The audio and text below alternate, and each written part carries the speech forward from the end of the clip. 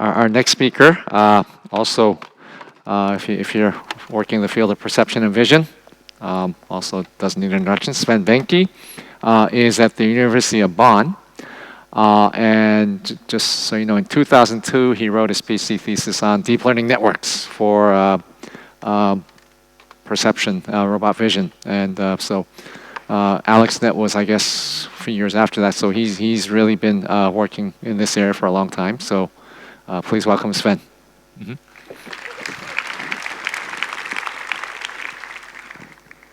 Yeah, thanks for the kind introduction and the invitation. I have to make a correction. At the time, my PhD was not about robots at all. So we played with robots at the time in soccer, but that was different from the deep learning stuff. Anyhow, I would like to start my talk with telepresence. And yeah, telepresence is not a new concept, so it allows to capture a remote environment with cameras and other sensors and display it to a remote person, and also to capture the movements and expressions of this person and display it with an avatar robot. Telepresence has numerous applications, from visiting friends and family, over surgery and performing work, over working in dangerous or inaccessible environments, and even remotely driving cars. There was a competition in that area organized by X-Prize Foundation and sponsored by All Nippon Airways. And the objective of this competition was to create a robotic avatar system that can transport human senses, actions, and presence to a remote location in real time. And X-Prize recruited experts from this domain to set up the rules and to judge the performance of participants. And that was the robotics competition so far with the largest prize purse.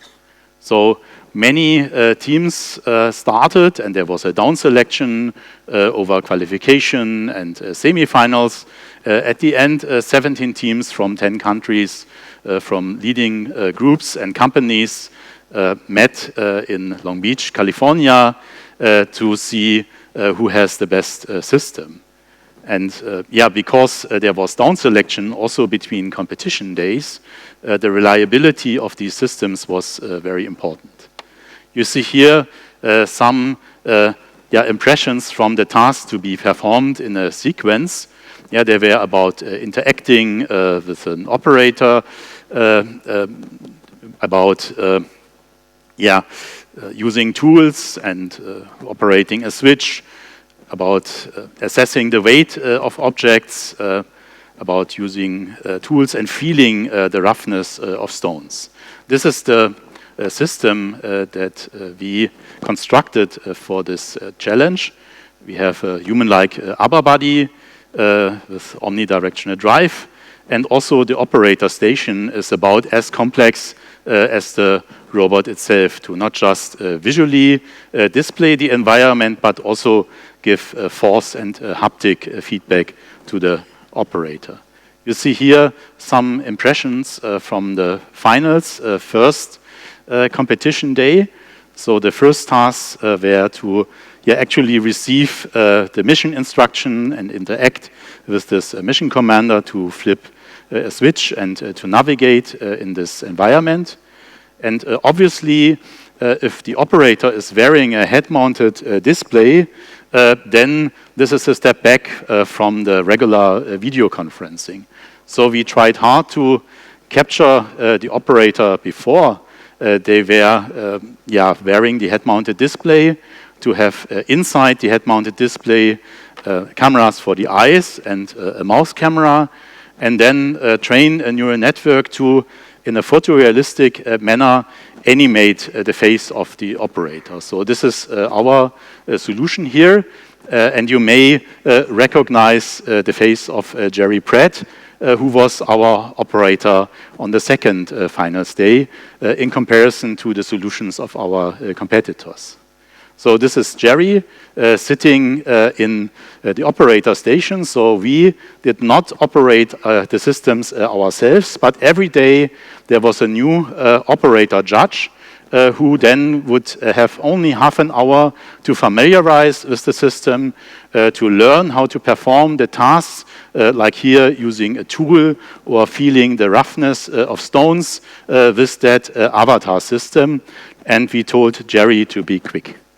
So with the help of Jerry, our system solved perfectly all the tasks, got also perfect subjective scores from the jury members, and we were about twice as fast as the second best team and won the main prize of $5 million US in this challenge.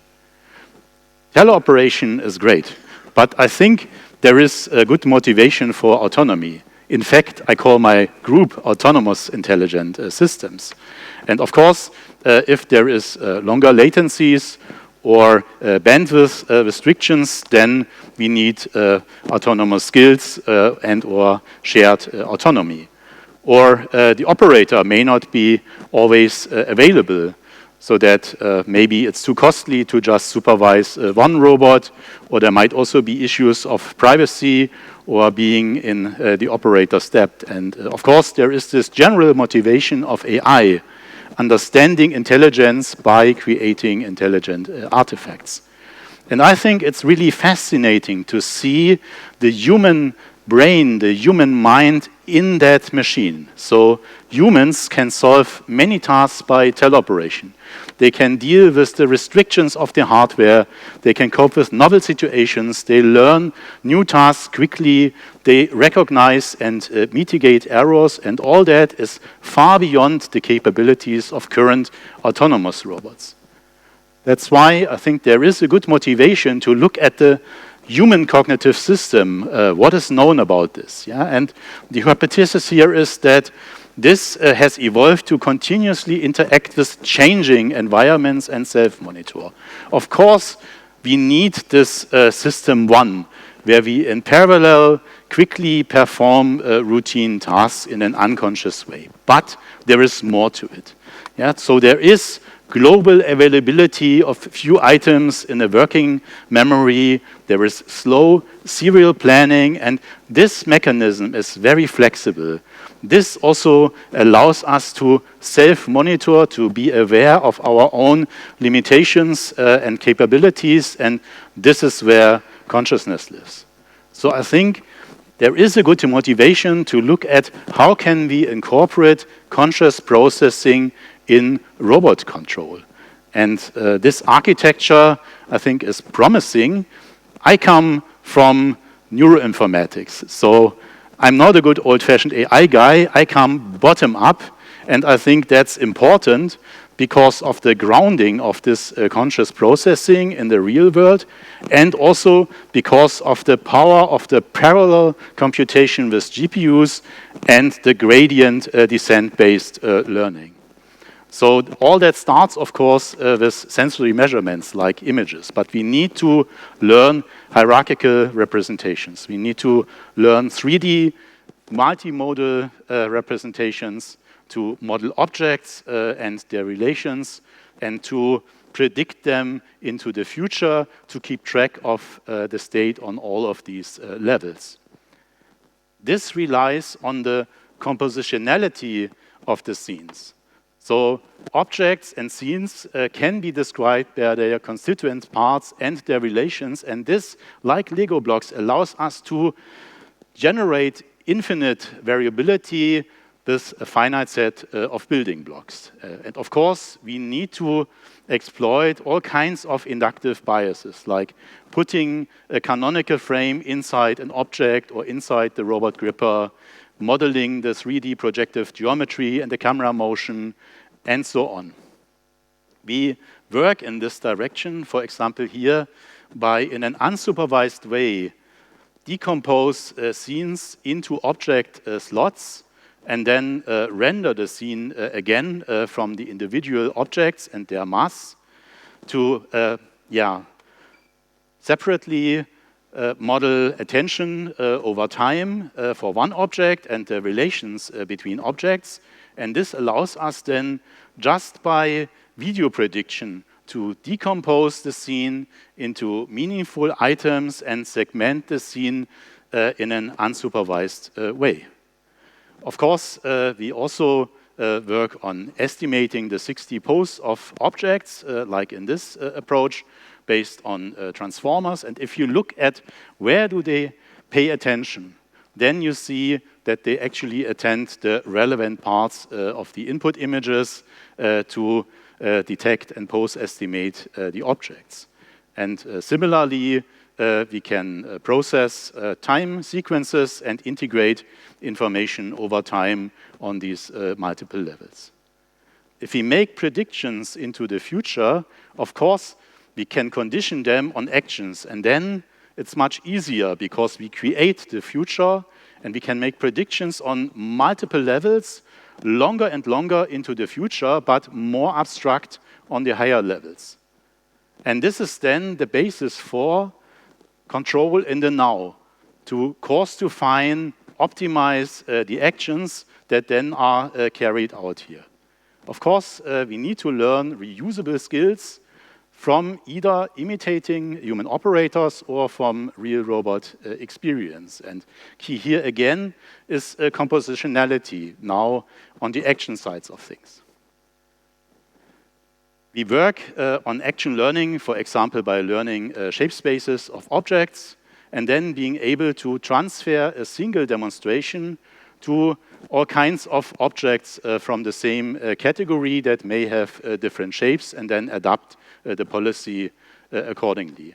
Or here, to learn pre-grasp manipulation before then finally achieving a functional grasp that is able to use the tool. Or here, the learning is not just in simulation, but we use a foundation model, segment anything, to prompt an object that we want to grasp, and then are able to segment that, keep track over time, and the policy then interactively keeps trying until the object is grasped. But the interesting part comes here. Yeah, so the conscious level, where we learn working memory, focus on few relevant items and ignore all other things, and then make predictions here. For example, see, oh, this kind of grasping will not work. Let's try out something else. This kind of placing will not work. Let's try out something else. So we learn on that level conscious planning, and we must learn new conscious concepts. Systematic generalization is what should come out of this. Reuse task knowledge in infinitely many novel situations in which irrelevant items change, and this relies a lot on working memory as a communication bottleneck. It focuses on few items, and then we must combine multiple lower level things to larger composite items.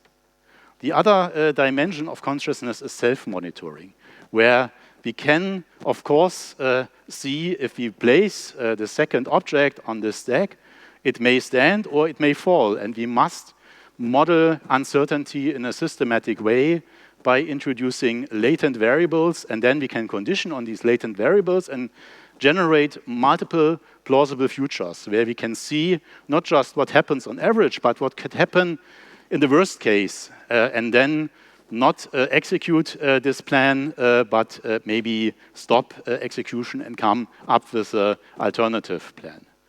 This is also where we see, oh, we are limited here, we don't know what to do.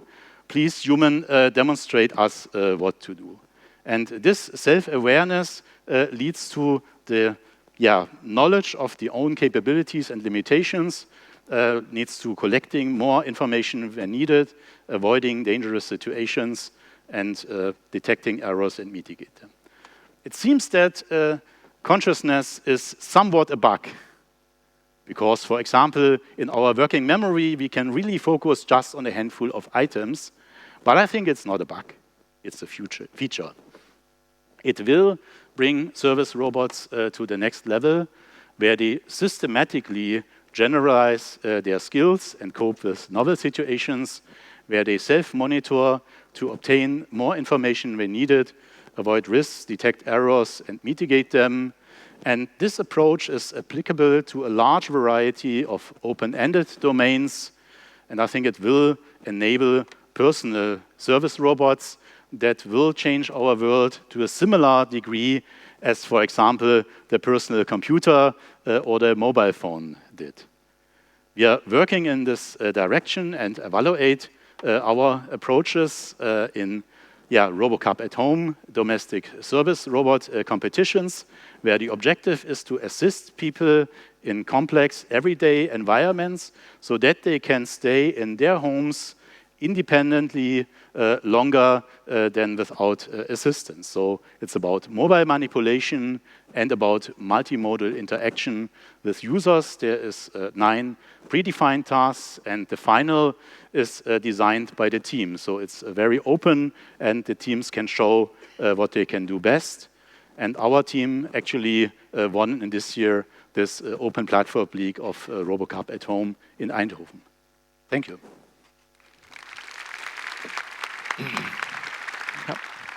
Yep. Thank you, Sven. Questions for Sven? Thank you for the talk. I have a question about self-monitoring and situations in which you would have to predict what the human wants and balance the robot from... Okay, let me rethink my question. Okay, so basically, I'm considering a situation in which, let's say you're controlling a robot on the moon, right? There's high latency. So you have the human operator, they want a robot to, let's say, stack some blocks or stack some rocks, right? The robot can predict that the human wants to do that, but the way how the robot will do it would be somewhat different from the way the human wants to do it, right? So how do you balance that prediction of what the human wants to do versus what the robot would actually do? Yeah, so first of all, high latency was not part of this Avatar XPRIZE competition. And yes, if you have latency in the communication, you need predictive models. And I think you need predictive models in 2 sides. So you need to predict what happens on the remote side where the avatar is and display that in real time to the operator. And vice versa, the robot avatar needs to predict what the operator wants to do and anticipating this action. And ideally, there is no prediction error and nobody notices that actually there is a lot of prediction.